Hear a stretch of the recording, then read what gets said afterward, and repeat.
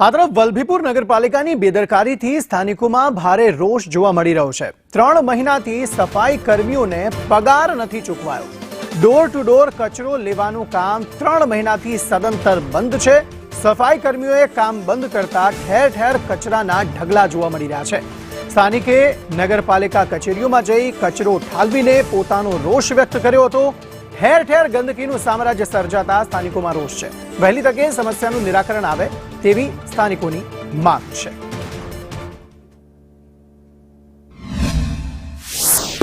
અવારનવાર વલભીપુરમાં કચરા બાબતના ઘણા બધા પ્રશ્નો રહે છે। તો આજે વલભીપુરમાં છેલ્લા 5 દિવસથી મારા ઘરે કચરો પડેલો એ બાબતે મેં રજૂઆત કરેલી કે ભાઈ તમે કચરો લેવા કેમ નથી આવ્યા। તો કે આજની તારીખમાં મારી ગાડી બંધ છે અને સફાઈ કામદારોને પગાર આપવામાં નથી આવે છેલ્લા 4 મહિનાથી।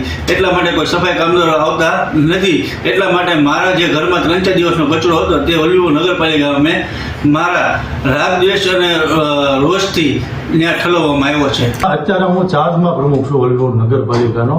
અમારા વલ્લભભાઈ સ્વાસ્થ્યના તકલીફના લીધે અત્યારે ચાર્જમાં નથી, પણ મેં આ વારંવાર નગરમાંથી આ ફરિયાદો કચરાની આવે છે। હાલ પૂરતા વ્યવસ્થા નગરપાલિકાના જે કર્મચારી છે સફાઈના એ અમારા કાયમી અત્યારે 12 જણા છે। 12 જણાથી ગામમાં ટોટલ જગ્યાએ સફાઈ થઈ શકે એવું નથી। હાલ પૂરતું જે શહેરમાં ડોર ટુ ડોરની વ્યવસ્થા છે એ ડ્રાઈવરો મૂકીને અત્યારે મેં ગાડીઓ ચાલુ કરાવી છે, જેથી કરીને આ પ્રશ્નોનો ઉકેલ આવે।